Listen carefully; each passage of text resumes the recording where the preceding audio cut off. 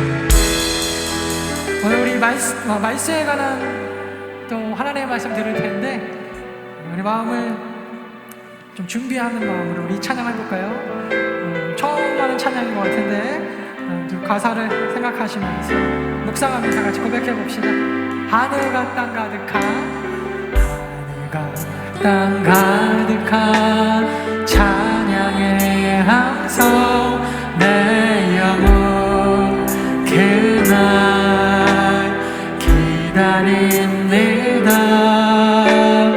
오늘 주에 가득한 주님의 영광 내 영혼 바라보니 우리 주님 오실라 기다리니 모든 열방 기뻐 주께 달려와 주님 경배 드리는 그날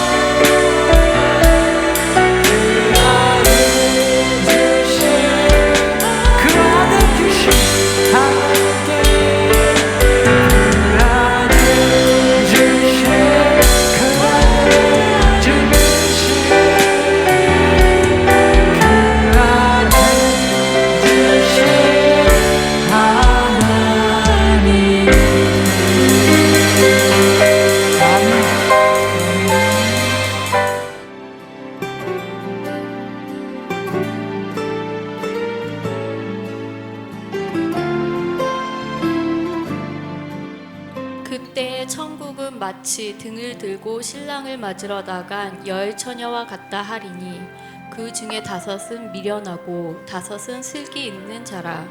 미련한 자들은 등을 가지되 기름을 가지지 아니하고 슬기 있는 자들은 그릇에 기름을 담아 등과 함께 가져갔더니 신랑이 더디 오므로 다 졸며 잘세. 밤중에 소리가 나되 보라 신랑이로다 맞으러 나오라 하매 이에 그 처녀들이 다 일어나 등을 준비할세. 미련한 자들이 슬기 있는 자들에게 이르되 우리 등불이 꺼져가니 너희 기름을 좀 나눠달라 하거늘 슬기 있는 자들이 대답하여 이르되 우리와 너희가 쓰기에 다 부족할까 하노니 차라리 파는 자들에게 가서 너희 쓸 것을 사라 하니 그들이 사러 간 사이에 신랑이 오므로 준비하였던 자들은 함께 혼인잔치에 들어가고 문은 닫힌지라. 그 후에 남은 처녀들이 와서 이르되 주여 주여 우리에게 열어주소서.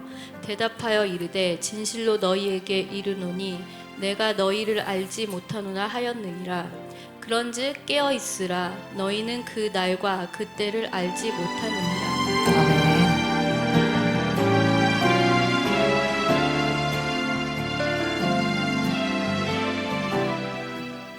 여러분, 근대에 이르러 어마어마하게 과학기술이 발달했습니다.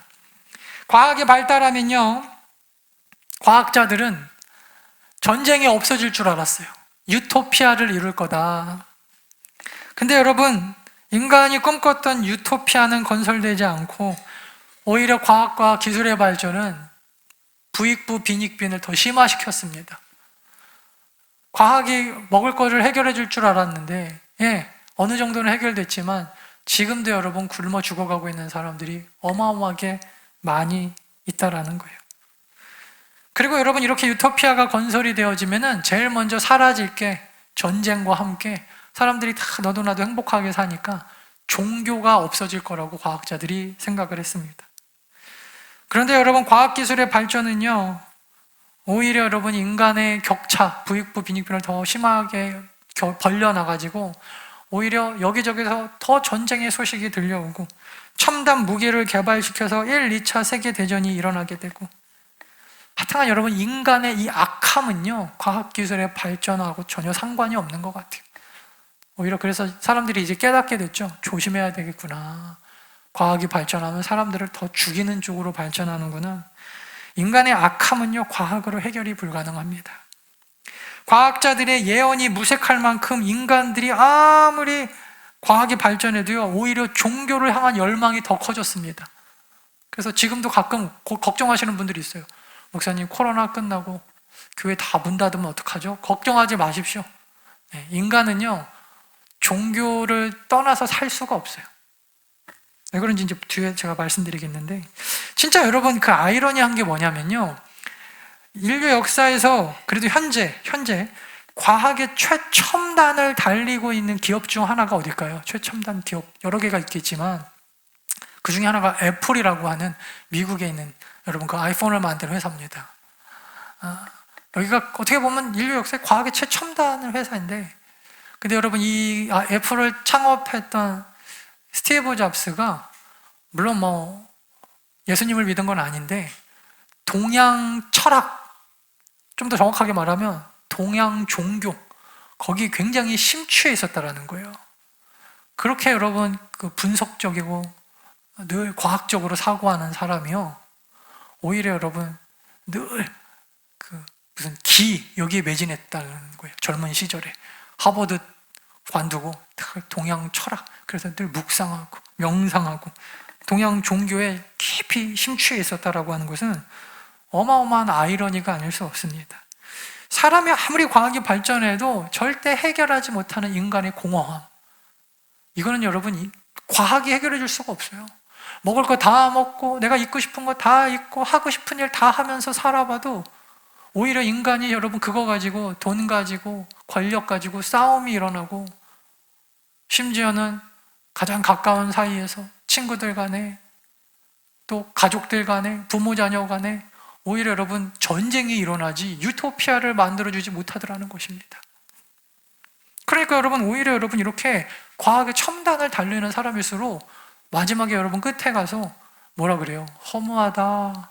그리고 다 하나님을 찾게 된 그런 아이러니가 사실 아이러니가 아니라 어떻게 보면 당연한 것이죠.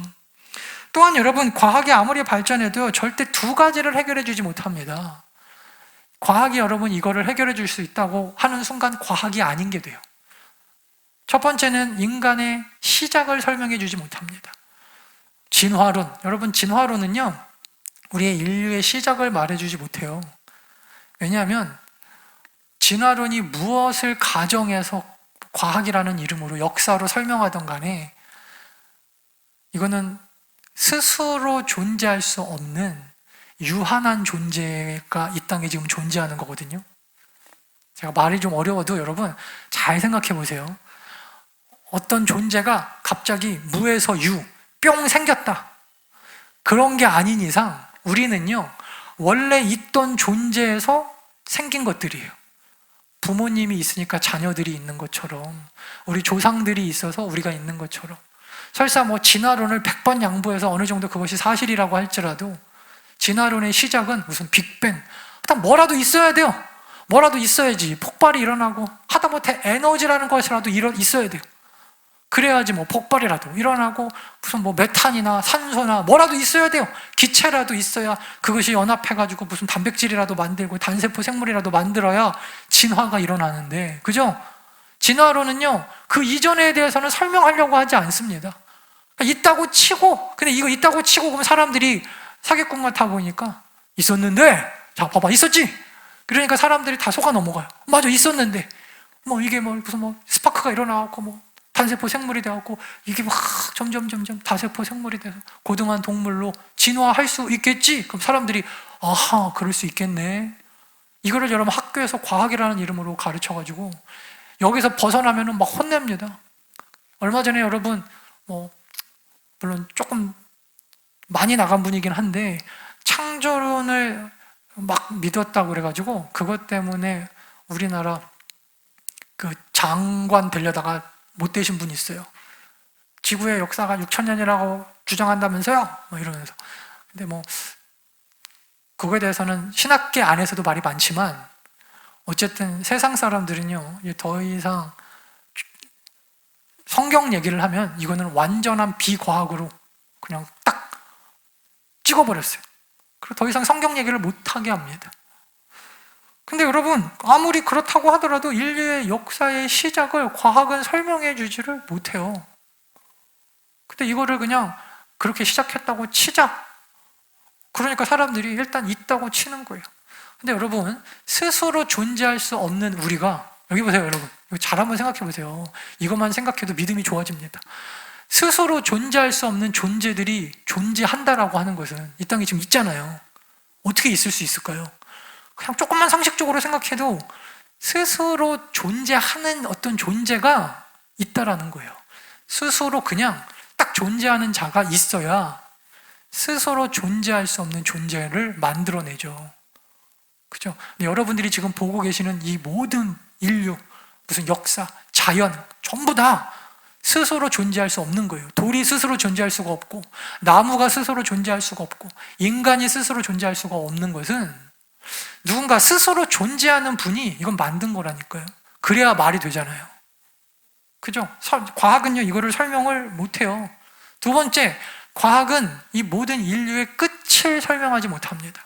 우리가 죽어서 어떻게 되는지, 이 세상의 끝은 어떻게 되는지, 그리고 만약에 정말 끝이 있다면 이 끝을 과학이 막을 수 있는지, 이걸 종말이라고 하는데, 종말을 과학이 막을 수 있습니까?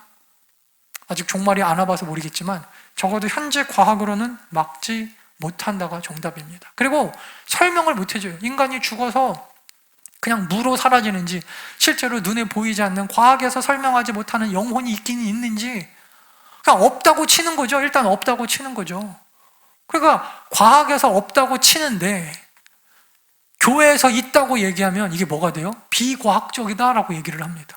그리고 엄청나게 공격을 해요. 실상은 본인이 맞는지 우리가 맞는지 이거는 나중에 죽어봐야 아는 건데, 저는 그러니까 여러분 과학적이라고 하는 말에 속아 넘어가시면 안 돼요. 왜 이렇게 교회가 비과학적입니까? 모든 비과학적인 것이 다 옳은 게 아닙니다. 과학이 설명하지 못하는 것이 너무나 많습니다. 그러니까 여러분, 오히려 과학이 발전하면 발전할수록 정말 똑똑한 과학자들은 자꾸 어딘가로 매달리고 싶은 거예요. 과학이 도저히 설명하지 못하는, 우리는 도대체 어디서부터 와서 어디로 가고 무슨 존재인가, 도대체 우리의 끝은 어디인가, 여러분 이거에 대하여 종교, 그 중에서도 여러분 기독교만 정말 정확하게 얘기해 줍니다. 그래서 기독교는 로마서 11장에 여기 말고도 많이 있는데 뭐라 그래요? 모든 만물이, 여기서 말하는 만물은 스스로 존재할 수 없는 피조물들, 눈에 보이는 모든 만물이 하나님 주에게서 나왔다. 하나님이 창조하시지 않으면, 그러니까 하나님은 스스로 계셔야 돼요. 무조건 계셔야 돼요. 그래야지 여러분 이게 말이 돼요.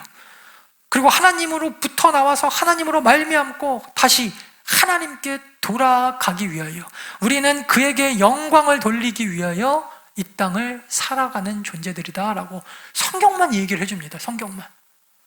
수많은 종교들이 여러분 어디에 속해 있어요? 이 땅에 속해 있어요. 이건 종교가 아니거든요. 이 땅에서 어떻게 살아야 되는지, 이 땅에서 뭘 해줘야 되는지. 여기 가끔 여러분 그 점 보러 가시는 분들 있죠? 권사님들 중에 그렇게 많다고 그러더라고요. 혹시 계시면은 점 보러 간 사람들은요, 이 얘기 안 해주죠. 권사님이라고도 안 하겠지. 반말한다면서요. 야, 너 인생 그렇게 살지 마라. 거룩하고 정직하고 영화롭게 사는 거야. 라는 여러분 그 점쟁이들은요, 한 명도 없어요. 그런 점쟁이는 누가 가지도 않아요. 내가 이 땅에서 내일 무슨 일이 있을 건지 없을 건지, 뭘 해야지 돈이 되는지 안 되는지, 그래야지 사람들이 좋아합니다. 그러니까 기독교가 어떻게 보면 인기가 없을 수밖에 없는 게, 그건 기독교의 영역이 아니에요. 우리는 그런 거 별로 신경 안 쓰죠. 하나님께 맡긴 삶인데 내가 내일 죽든지 살든지, 내가 무슨 일을 해가지고 돈이 되든지 안 되든지, 이건 두 번째. 그러니까 여러분, 좀 고등한 종교일수록 인생에 대해서 얘기해 주죠. 인생에 대해서 어떻게 살아라, 그렇게 살지 말아라, 하나님의 백성답게 살아라. 우리가 매주 지금 그 얘기 듣고 있잖아요. 하나님의 백성답게 살아라. 점쟁이가 여러분 그런 얘기 해주면요, 그 사람 망합니다. 점쟁이들은 그런 얘기 안 해줘요. 맨날 무슨 일, 부적, 물을 피하고 불을 조심하고 여자를 피하고 동쪽으로 가고. 근데 사람들은 대부분 그런 거 좋아해요. 왜? 이 땅에 매여 있으니까. 근데 여러분, 하나님 나라의 백성은요, 눈에 보이는 나라가 아니잖아요. 그러니까 우리들의 삶에 대해서 얘기해 줄 때 그런 걸 초월합니다. 그러니까 여러분, 그런 거가 이렇게 듣기 좋아도 그런가 보다 하세요. 그냥 저거 조그만 예수님 믿으면 저거 별거 아닌지 아는데, 저거 별거 아닌데 내일 무슨 일이 있을지 그거 알 게 뭐예요? 어차피 죽을 인생인데, 어차피 누군가는 다 죽는데 이 땅에서 돈 좀 더 벌면은 더 낫습니까? 더 낫지 않을 것도 없겠지만 거기에 막 목매어가지고 막 그럴 필요가 없다라는 거예요. 그러니까 여러분, 아무리 과학이 발달해도요, 두 가지가 해결이 안 돼요. 인류의 시작, 인생의 시작과 우리의 끝. 그 중에서 여러분 오늘 말씀은요, 예수님이 제자들에게 가르쳐 주신 이 모든 인류의 끝, 그리고 우리가 죽어서 어떻게 되는지까지 종말에 관한 이야기입니다. 오늘 말씀만 잘 들어도 여러분, 소위 말하는 종교 사기꾼들의 사기에 넘어가지 않을 수 있어요. 많은 종교 사업가들, 저는 이렇게 얘기하고 싶어요. 종교인들이라고 하면 너무 기독교 아니더라도 종교인들에 대해서 정말 훌륭한 종교인들도 많거든요. 그분들 다 싸잡아 얘기하는 것 같으니까, 소위 종교를 사업처럼 하는 종교 사업가들, 더 정확하게는 종교 사기꾼들이 이 종말론을 가지고 장난을 치기 좋아합니다. 왜냐하면 이 종말론이야말로 종교 사기치기 딱 좋은 주제이기 때문에 그렇습니다. 처음에 말씀드렸지만 과학이 아무리 발전해도 종말을 막을 수 없습니다. 더욱이 사람이 죽고 난 다음 얘기를 해주는 과학은 없습니다. 아니, 오히려 과학은 그런 얘기를 비과학이라고 이야기하고, 자기가 그거에 대하여 설명할 능력이 없으면 다 비과학이래요. 눈에 보이지 않으면 다 비과학. 네가 착각했다 그러고, 네가 아파가지고 헛게 보인다 그러고, 그냥 다 비과학이에요.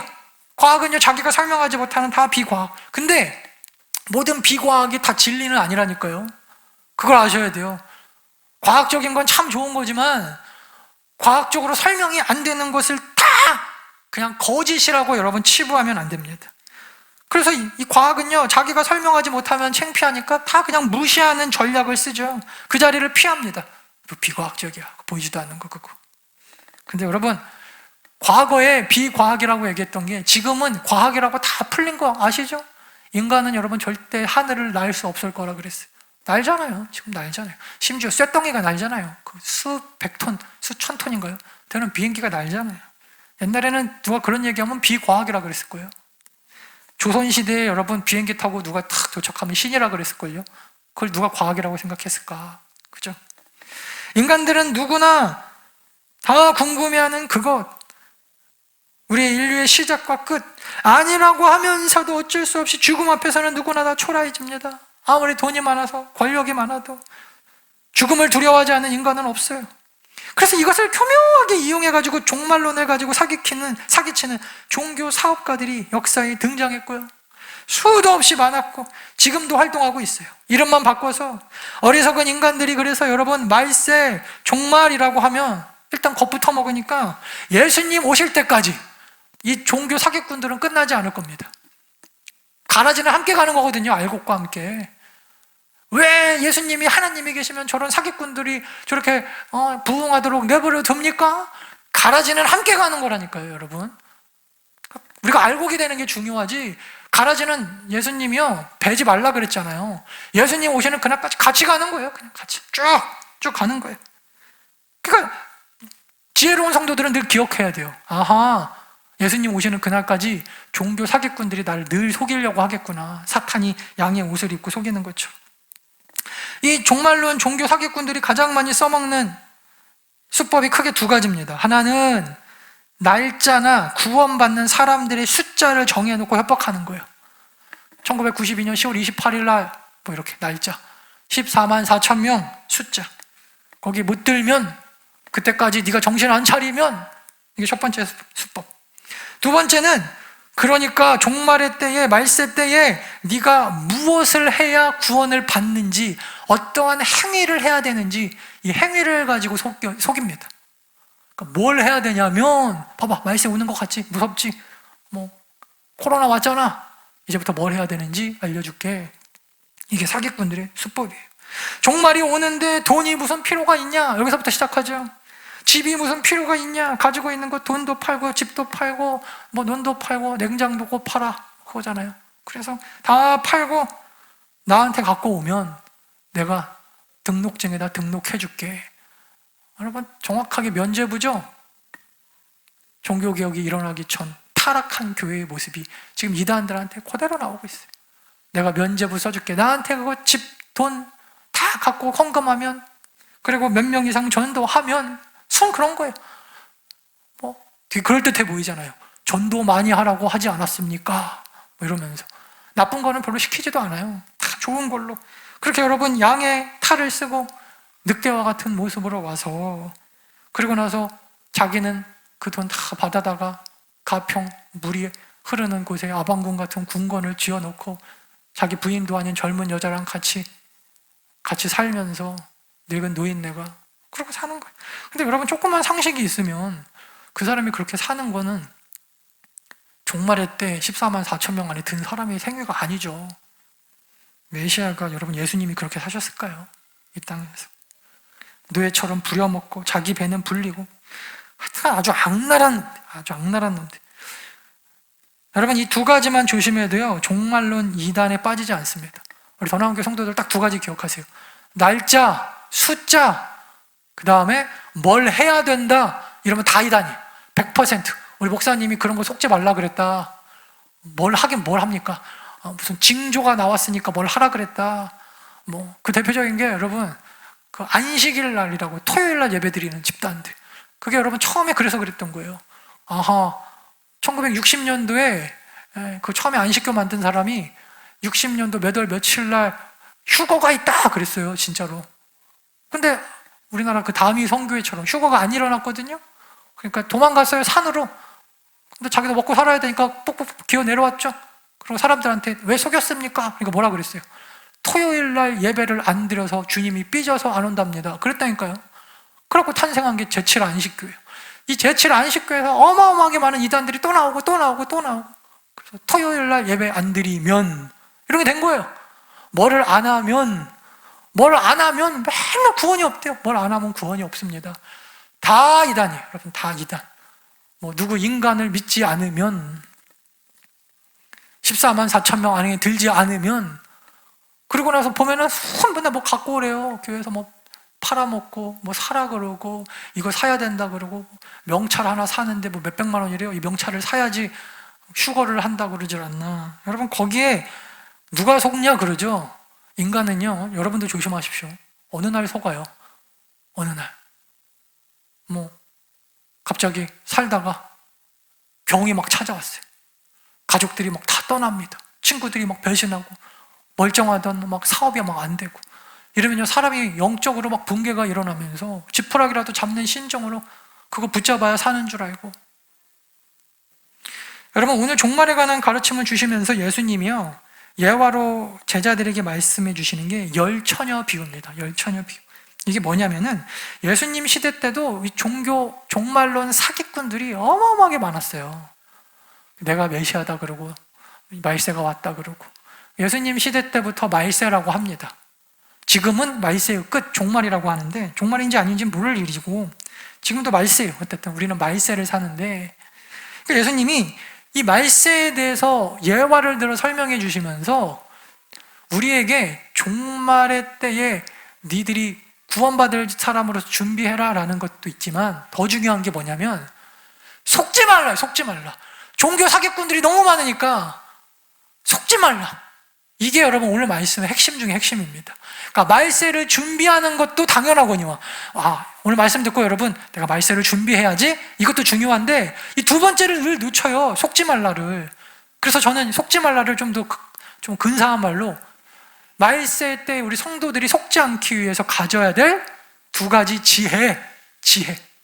오늘 예수님이 주신 예화는 이런 거예요. 예수님 시대 때는요, 여러분 가장 삶에서 기쁜 날 하루 뽑아라 그러면은 혼인잔치 날입니다. 지금의 결혼식하고 비교하시면 안 돼요. 지금은 여러분 누가 결혼한다 그러면 뭐 누가 좋아요. 그냥 내 결혼식도 아닌데 그런 생각을 하잖아요. 근데 옛날에는 혼인잔치 날 음식도 마음껏 먹을 수가 있죠. 하고 싶은 거 이날 그래도 웬만한 거 다 통용이 돼요. 예전에 여러분 우리나라 통행금지 있었을 때 1년에 딱 하루인가 이틀인가 통행금지가 풀렸을 때가 크리스마스 때였다 그러더라고요. 그래서 그때 교회에서 만든 게 올라잇이래요. 전 나중에 알았네요, 이거를. 왜 저는 크리스마스 날 올라잇 하는지 몰랐는데 통행금지가 그때 하루만 딱 풀려요. 그러니까 사람들이 그냥 그 하루 기다리면서 크리스마스만. 그러면 여러분 때로는 남자 여자들이 그때만 해도 지금처럼 막 자유가 없을 때니까 교회에서 막 부끄러우면 서로 막 게임도 하고, 그래서 그 하루를 기다리고 사는 것처럼 이때도 마찬가지였어요. 누가 혼인잔치에 찾아간다, 혼인잔치를 한다 그러면 예수님 시대의 혼인잔치는 지금하고 달라서 이렇게 시작을 합니다. 어떤 남자가 좋아하는 여자한테 나 당신하고 결혼하겠어 하고 약속을 해요. 그 다음에 1년 동안 그 결혼을 준비를 합니다. 집도 준비하고, 보통은 집을 준비했어요. 먹고 살 거 다 준비해 놓고 한 1년 정도 지나고, 보통 1년이에요. 더 걸릴 수도 있겠죠. 그 신부 집에 이제 데리러 갑니다. 그래서 처음에 약속한 거를 약혼이라 그러고, 요셉과 마리아가 그렇게 약혼했었잖아요. 그 다음에 신랑이 신부 집에 찾아가는 거를 이제 혼인잔치의 시작이라 그래요. 그래서 신부 집에 가서 신부한테 야, 이제 마지막으로 니네 집에서 장인 장모님하고 같이 시간 잘 보내. 너 이제 앞으로 우리 집 가면 처갓집 잘 못 놀러 온다. 그러니까 이 혼인잔치가 신부 집에서 막 어느 정도 시작이 돼요. 근데 이 신부를 데리고 이제 신랑이 어디로 가는 거예요? 자기 집으로 오면 진짜 혼인잔치가, 여기서부터 진짜 혼인잔치가 시작되는 거예요. 근데 이 혼인잔치를 신랑하고 신부만 왔다 갔다 하는 게 아니라 신랑 친구들, 보통 신랑 친구들하고 신부 친구들, 오늘 본문엔 10명이었는데 이 10명의 들러리들, 뭐 10명 더 될 수도 있었겠죠. 이 당시에 동네 사람들이 다 들러리를 서가지고 같이 어울리는 거예요. 그래서 같이 즐거워해주고 같이 음식 먹고, 이날 하루만큼은 사실 남자 여자가 함께 교제하고 어울려서 막 먹고 마시면서 춤추고 해도 그거에 대해서 흉이 아니었어요. 옛날엔 여러분 여자가 어디 그런 데서 남자들 노는데 껴서 놉니까? 얼굴 가리고 그랬지. 근데 유대인들도 똑같이 그랬는데 이때만큼은 여러분 젊은 사람들이 함께 어울리고 먹을 거 마음껏 먹고, 그러니까 얼마나 좋았겠어요. 지금이야 여러분 텔레비 틀면 텔레비전 나오고 막 이러니까 이게 무슨 느낌인지 모르는데, 저는 예전에 그 군대 갔더니 제 인생에서 가장 기뻤던 날 하루 뽑으라면 전 전역하는 날이었거든요. 처음에 자대 배치 받고 갔더니 저 자대 배치 받는 그날 누가 제대를 했어요. 전역을 했어요. 그러니까 원래 안 나가도 되는데 누가 전역하면 그 부대 앞에 일렬로 쫙 양쪽으로 서가지고 이렇게 박수 쳐주거든요. 축하합니다. 뭐 이거를 도열이라 그래요. 도열. 쫙 축하합니다. 제가 그날 왔기 때문에 안 나가도 되는데 우리 고참이 보여준다고 저를 데리고 나가더라고요. 그랬더니 쫙 서 있어요. 그러니까 뭐, 잘 가세요. 안녕히 가세요. 막 하면서 울기도 하고 막 우는 사람도 있어요. 안녕. 막 이러면서. 근데 이제 저를 이렇게 딱 보여주더니 그 고참이 진짜 나쁜 놈인데 저한테 그러더라고요. 사람 많지? 네. 얘네 다 나가요. 너 나간다? 와. 그리고 나서 데리고 들어오더니 네모반에서 눈 감아봐. 눈을 이렇게 딱 감았어요. 앞이 깜깜하지? 이게 앞으로 네 군 생활이야. 그러니까 여러분 정말 그렇게 2년 2개월 동안 버티다가 전역하는 날을 손꼽아 기다리니 저는 그래서 오늘 말씀 준비하면서 혼인 예식이라고 하면 요즘엔 잘 안 와닿는데 전 솔직하게 제가 결혼하는 날보다 제가 군대 전역하는 날이 제일 좋았던 것 같아요. 오늘 뭐 시험 공부 준비하는 학생들은 무슨 수능 끝나는 날 뭐 이런 거겠죠. 오랫동안 멀리 떨어져 있는 외국에 살던 사랑하는 사람과 코로나 때문에 떨어져 살다가 만나는 그날과 같을 건데 실제적으로 여러분 예수님을 만나는 그날이 이런 날인데 이 그날을 준비하기 위해서 이 들러리들이 반드시 함께 준비해야 되는 게 있었어요. 그게 뭐냐면 신랑이 신부 데리고 이제 신랑의 집으로 갈 때 밤이 될 수가 있잖아요. 그럼 어두컴컴해지니까 옛날에는 뭐 먼 동네 사람하고 결혼하지 않았던 것 같아요. 가까운 동네니까 밤에 그날은 이렇게 등불을 켜고 혼인 그 잔치 예식에 사람들이 우르르르 같이 막 노래 부르면서 가는 거예요. 그럼 이거 들러리에 등을 담당하는 사람이 제일 중요했어요. 화촉을 담당하는 사람. 양쪽에서 다 길을 비춰가지고 이렇게 가야 되는 거거든요. 근데 가다가 여러분 기름이 떨어지면 안 되는데 오늘 본문에 보니까 이 사람 중에 몇 명이 기름을 준비했는데 신랑이 더디옴으로 다 졸며 자고 있었다 이렇게 돼 있어요. 다 졸며 자고 있었는데 그 중에 5명은 똑똑해가지고 등불과 함께 여분의 기름을 준비하고 나머지 10명 중에 5명은 등불만 준비했더니 자기가 생각한 시간에 신랑이 안 오니까 다 졸며 자다가 신랑이 온다 라는 얘기를 듣고 일어나서 주섬주섬 이제 갈 준비를 해놓은 거예요. 신랑 집으로. 그래서 진짜 혼인잔치가 이제 시작되는 건데 등불이 꺼져갔는데 기름도 없는 거예요. 그러니까 5명한테 기름 좀 나눠주면 안 되겠냐. 그러니까 기름 준비한 처녀가 야, 상식적으로 생각해봐라. 너랑 나랑 나눠 가지면 나중에 기름이 모자라면 둘 다 꺼지면 어떡하냐. 몇 명이라도 확실하게 키워져 있는 게 낫지. 그죠? 상식이잖아요. 그러니까 빨리 너도 가서 빨리 사오는 게 낫겠다. 그러냐? 여러분 신랑과 신부의 이 화촉을 준비하는 사람들이 불이 꺼지는 건 예의가 아닙니다. 굉장히 신랑 신부를 무시하는 행위고 이거는 결혼식을 망치는 행위예요. 결혼식에 포도주가 떨어지는 것과 같은 아직 좀 요즘 말로 개망신. 절대 그런 일이 있으면 안 돼요. 예의가 아닌 거거든요. 그러니까 이 처녀들이 빨리 가고 기름을 준비하러 온 사이에 신랑이 와버렸어요. 그러니까 기름을 준비한 5명하고 자기 집으로 들어가서 혼인잔치가 시작되고 신랑이 생각하니까 괘씸하기도 하고 때로는 준비 없이 온 그 5 처녀가 좀 섭섭하기도 하고 그러니까 뭐라 그래요? 좀 삐져가지고 문을 닫고 안 열어줬다. 그래서 결국 그렇게 기다리던 혼인잔치에 너무너무나 참여하고 싶었던 손꼽아 기다리던 혼인잔치에 이 5명의 처녀는 들어가지 못했더라. 그 얘기예요. 그 얘기. 여러분 결론적으로 5명의 처녀가 혼인잔치에 들어가지 못한 이유가 뭐예요? 기름이 없어서일까요? 정확하게는 아니겠죠. 왜냐하면 기름은 나중에 사왔거든요. 지각해서요. 지각해서. 제가 우리 성도님들한테 늘 그러잖아요. 절대 예배 시간에 지각하지 마십시오. 지각하지 마십시오. 사회에서는 세상에서는 좀 지각하면 돈 좀 못 벌고 뭐 회사 좀 잘리고 그럴 수 있지만 천국은 지각하면 지옥 가는 겁니다. 방법이 없어요. 이거는 방법이. 여러분 지각하는 인생 살면 안 돼요. 그래서 여러분 항상 예수님이 언제 오시느냐 예상 시간보다 항상 보면 내가 예상하지 못하는 그 시간에 여러분 오늘 본문을 통해서 적어도 두 가지 우리가 메시지, 그 지혜를 깨달을 수 있다는 거예요. 첫 번째 지혜는 오늘 13절 볼까요? 깨어있으라는 것입니다. 깨어있으라. 여기서 깨어있으라고 하는 것은요, 육신의 잠을 자지 말라가 아니에요. 착각하기가 쉬운데 자지 말라가 아니에요. 그래서 여러분 이 말씀을 가지고 오해했던 많은 우리 선배 그 성도님들이 맨날 기도원에 가서 깨어있어서 철야기도 하시다가 결국에는 막 힘들어갖고 나중에 지쳐 쓰러지고 나가 떨어지고, 초반에 막 달리다가 연말쯤 되면은 한두 명 교회를 빠지기도 하고, 나중에 심지어 하나님을 떠나기도 하고, 뜨거울 때는 막 달리다가, 그리고 뭐예요? 5절 말씀처럼 다 더디움으로 조는 거예요. 다 졸고 있는 거예요. 여러분, 깨어있으라는 거의 반대말이 뭘까요?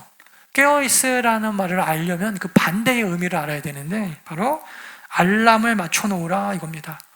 그러니까 깨어있으라의 반대는 자고 있다라는 게 아니라 알람을 맞춰놓으라요. 언제 신랑이 오시는지 여러분 알고 알람을 맞춰놓고 여러분 계속 자다가 그때 딱 일어나면은 준비하면 되죠. 이건 깨어있는 게 아닙니다. 예수님은 언제 신랑이 다시 오는지 모른다라고 이야기했어요. 모른다. 그러니까 여러분, 깨어있으라고 하는 것은요, 늘 준비해야 돼요. 알람을 맞춰놓는 신앙생활이 아닙니다. 날짜를 알면 왜 깨어있으라 그랬겠어요? 왜 여러분 14만 4천 명이 차면 이게 알람 맞춰놓는 거죠? 1992년도 10월 28일 알람 맞춰놓는 거죠? 그때까지 그냥 마음껏 살다가 예수님 오시는 10월 28일, 10월 27일부터 신앙생활하면 되는 게 아니잖아요. 14만 4천 명 찰 때쯤 여러분 들어가서 신앙생활하는, 알람 맞춰놓는 거는 깨어있는 게 아니라는 거예요. 예수님이 언제 오는지 모른다, 요거 하나만 여러분 알고 있어도 절대 여러분 이단들의 그런 알람 맞춰놓는 신앙생활에 넘어가지 않아요. 요즘에 우리 아들이 아주 점점 교활해지고 있어요. 깨어있으라의 반대가 여러분 교활해지는 거거든요. 교활해지는 거, 깨어있지 않은 거의 반대가 뭐냐면, 우리 사모가 한 6시 40분쯤 거의 집에 와요. 좀 늦으면 7시 정상적으로 퇴근했을 때. 근데 이게 어느 순간부터인가 이제는 알더라고요. 그래갖고 계속 텔레비전 보고 놀고 막 이러다가 한 6시 한 반쯤 되면 제 방으로 와요. 그리고 아빠 가자. 절대 혼자는 뭘 안 하려고 그래요. 엄마 올 때 됐으니까 이게 딱 가가지고 이제 이렇게 숙제도 하고 뭐도 하고 누가 안 가르쳐줘도 한 6살, 7살만 돼도 인간이 얼마나 교활한지. 그러니까 여러분, 깨어있으라고 하는 것은요, 적어도 교활하게 신앙생활 하지 말라는 것입니다. 교활하게 신앙생활 하지 말라. 예수님 언제 올고 딱 그때 맞춰가지고 그 전까지는 마음껏 놀다가 젊었을 때는 하고 싶은 거 다 하고 살다가 늙음하게 이제 나이 들어가지고 육체가 따라주지 않을 때 그때나 신앙생활하고 수능 끝나고 일단 집이나 사고 어디 취직이나 한 다음에 시집 장가나 간 다음에 목사님 그때 할게요. 여러분, 교활하게 살지 마십시오, 제발. 언제 올지 모른다라고 하는 것, 깨어있으라고 하는 것은요, 늘 좀 순진하게 사는 거예요. 그죠? 순진하게. 주님 언제 오셔도 공부하고 있는 모습, 언제 오셔도 예배드리고 있는 모습, 이게 깨어있으라는 거지. 자지 말고 맨날 기도원에 가서 철야하고 여러분 그렇게 하셨던 분들 코로나 때 다 돌아오신 거 아시죠? 그리고 평생 기도원에서 철야만 하시다가 코로나 때문에 집에 돌아가라고 하니까 이분들이 어디 갈지를 몰라가고 교회도 안 나가고, 그런 분들이 지금 그렇게 많대요. 나는 듣고도 안 믿겠는데, 그냥 맨날 기도원에 가고 하루 종일 계시던 분들이 집에 오니까 할 일들이 없었고 막 우울증 걸리고. 여러분, 예수 믿는데 집에 있으나 기도원에 있으나 그것 때문에 여러분 우울증 걸리면 그건 잘못된 거죠. 깨어있는 게 아니죠. 교활하게 신앙생활 하지 마시고 지혜로워야 돼요. 두 번째 여러분, 지혜는요, 기름을 준비하라는 겁니다. 이에 그 처녀들이 다 일어나 등을 준비할세 미련한 자들이 슬기 있는 자들에게, 지혜 있는 자들에게 이르되 우리 등불이 꺼져가니 기름을 좀 나눠달라. 여러분, 오늘 10명의 처녀가 다 졸았던 이유가 뭐예요? 깨어있지 않았어 그렇습니까? 그 말이 아니고 졸았던 이유. 이건 여기서 말하는 게 정말 말 그대로 육체적인 잠을 얘기하는 건데, 여기 보세요. 진짜 중요해요. 졸 수 있어요. 왜? 신랑이 더디 왔기 때문에. 이거 놓치면 안 돼요. 요거만 잡고 있어도 절대 여러분 그 종말론의 신앙, 그 사기꾼들한테 넘어가지 않아요. 여러분들이 무엇을 상상하시든 예수님은 그거보다 더디 오실 것 같아요, 제 생각에. 그럼 그것도 준비해야죠. 이 더디 오신다라고 하는 것이 한없이 늦어진다라는 것이 아닙니다. 옛날에 그 부흥강사 목사님의 표현을 빌리면 수요일 저녁 수요 예배를 갈까 말까 꼭 고민이 되게, 눈이 오고 비바람이 불어가지고 우산 쓰고 고개 건너에 교회 종소리가 나는 우리 교회까지 예배 드리러 가기가 싫은, 요즘 같은 때는 코로나 때문에 여러 가지 막 좀 뭐랄까요, 그냥 자꾸 우리 안에 타협하는 마음이 생기고 충분히 하나님 앞에 예배 드릴 수 있음에도 불구하고 오늘은 그냥 누워서 유튜브나 볼까 하는 꼭 그때, 딱 그 의미죠. 그때 우리 안에 그런 수많은 타협점이 우리를 막 속이려고 하는 바로 그때, 이거를 뭐라 그랬어요? 성경에서는 더디 오심으로. 그때 오더라는 거예요. 꼭 그때. 그러니까 사람들이 다 예상하고 있었잖아요. 대부분 신랑이 신부집에 들어가면 이 정도 때 올 거다, 1992년도 10월쯤일걸, 다 그렇게 생각했다니까요. 14만 4천 명 알람 딱 맞춰놓고 14만 4천 명이 차면 예수님 오실 것 딱 알람 맞춰놓고 오는데 안 와요. 그러니까 뭐예요? 더디 오심으로 졸고 있는 거예요. 이게 아닌가 보다, 아닌가 보다. 근데 여러분, 진짜 지혜로운 성도들은 뭐예요? 예수님이 오실 것도 대충 예상을 해가지고 기다렸지만, 이것도 맞지만 더 지혜로워요.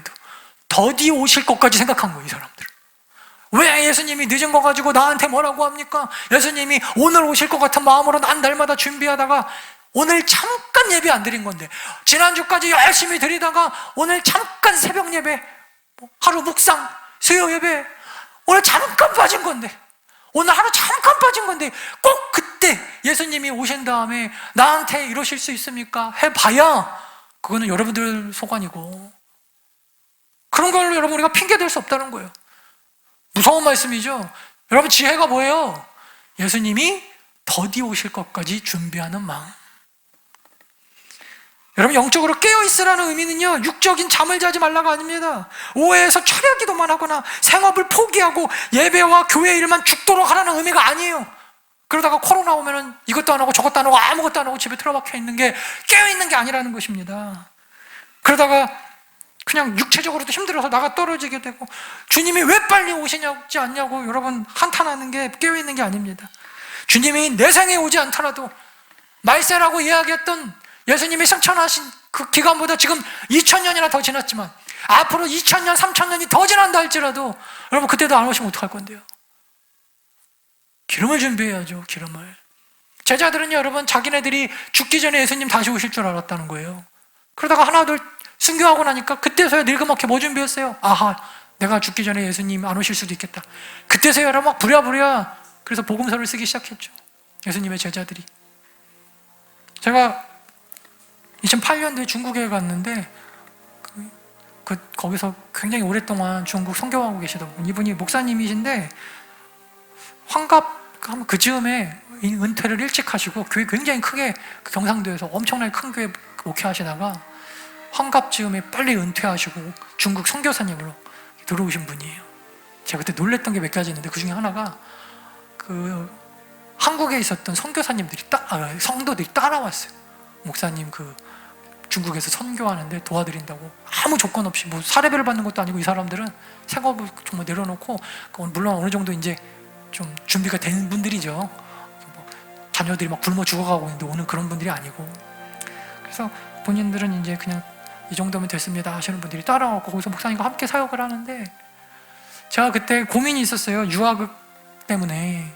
제가 그때 섬기던 선교단체에서 너무 강력하게, 그때 제가 전도사 때니까 전도사님, 예수님이 오늘 오시면 목사님이 공부하시는 신대원, 유학이 무슨 의미가 있겠습니까?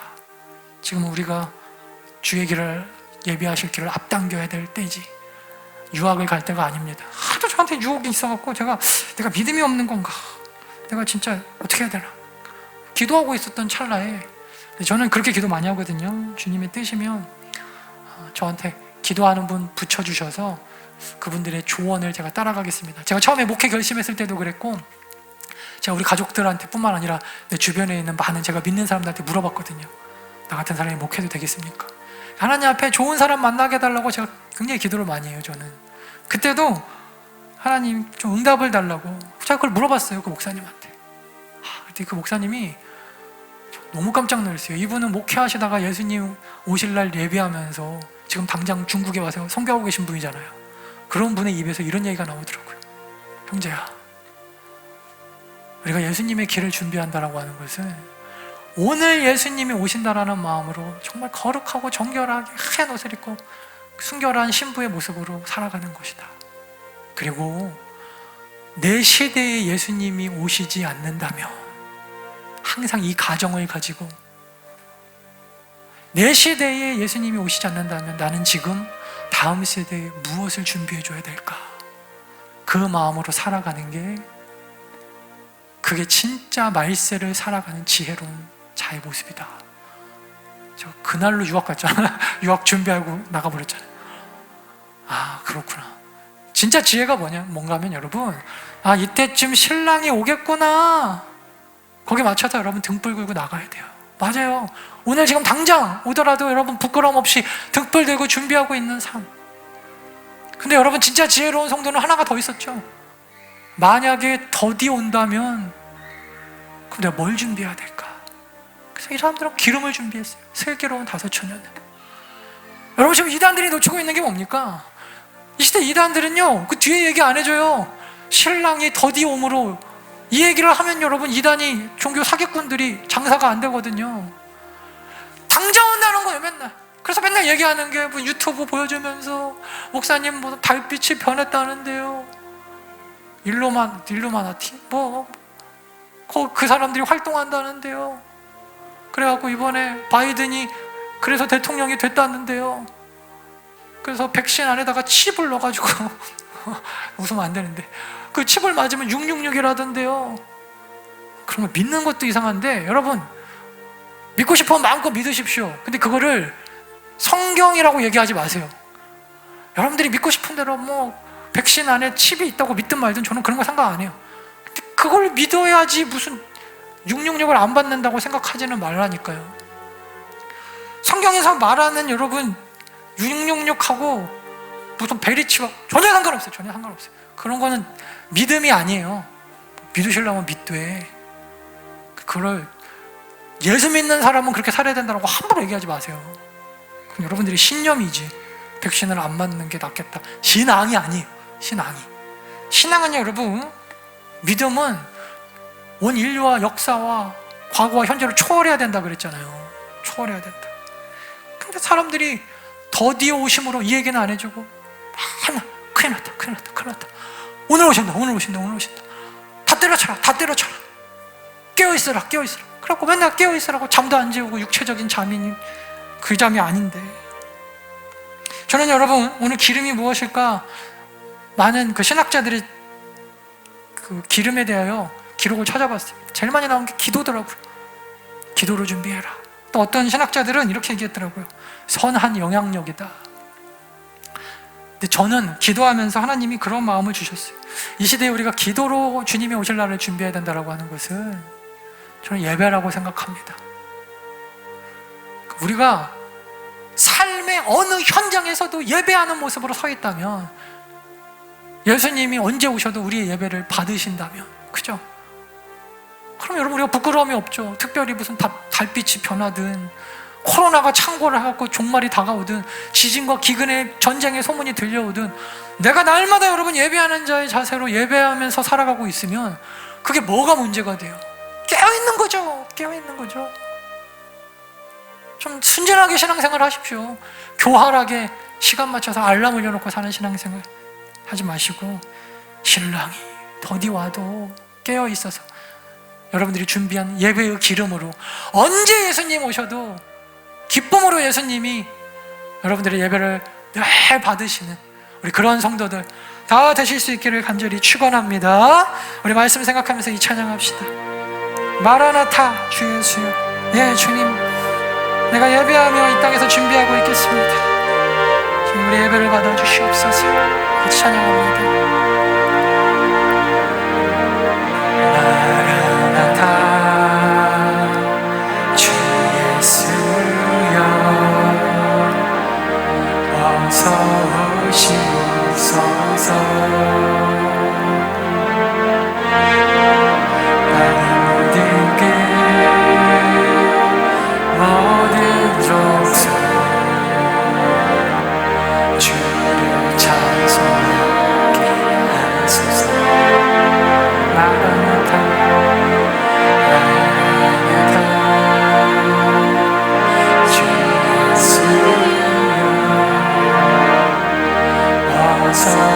오시옵소서.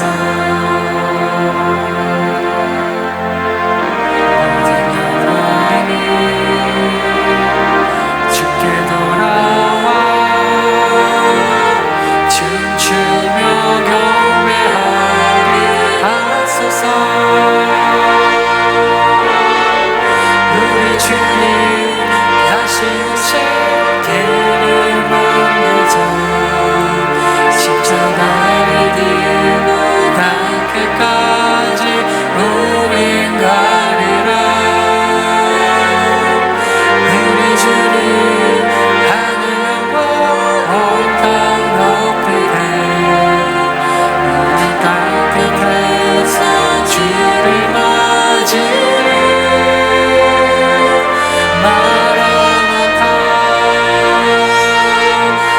마라나타 나는 주 예수여 오시옵소서. 마라나타 마라나타 나는 주 예수여. 우리 주님 다시 오실 길을 만들자. 우리 주님 다시 오실 길을 만들자. 십자가를 들고 닿을 끝까지 우린 가리라. 우리 주님 하늘 영광 온 땅 높이되 우리 땅 끝에서 주를 맞이해. 우리 간절하게 마라나타 마라나타 마라나타 나는 주 예수 오시옵소서.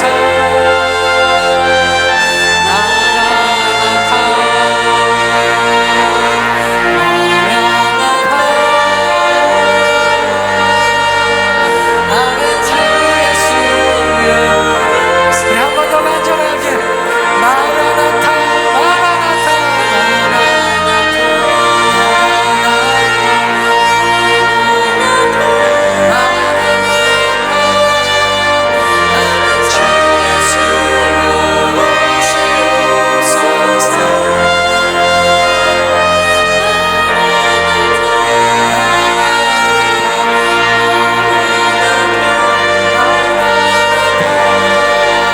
나는 주 예수 오시옵소서. 찬양하는데 예수님 지금 당장 오시면 안 되는데 혹시 그런 마음 들었다면 지혜로운 다소처녀처럼 슬기로운 다소처녀처럼 사는 인생 아니죠?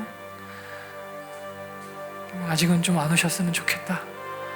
내 삶이 아직 살만한데 그래도 여러분 구원받은 성도 아니죠? 예수님 빨리 오셨으면 좋겠다. 그게 진짜 구원받은 성도인 줄 여러분 믿으시길 바랍니다. 그렇지 않다면 여러분 삶이 지금 뭔가 잘못 가고 있는 거예요. 뭔가 더 천국 가는 것보다 더 좋은 뭔가가 있는 거예요 지금.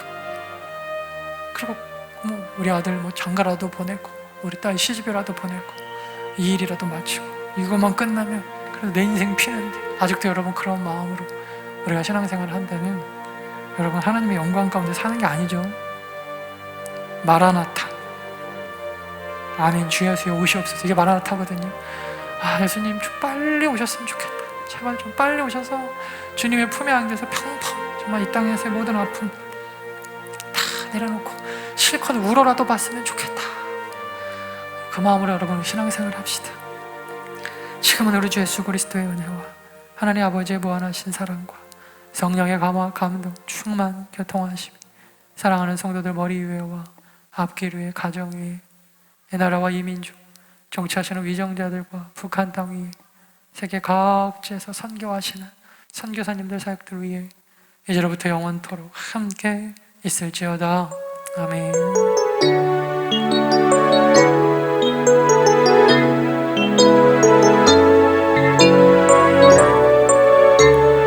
하지만 여러분 승리하시기 바랍니다. 사랑하고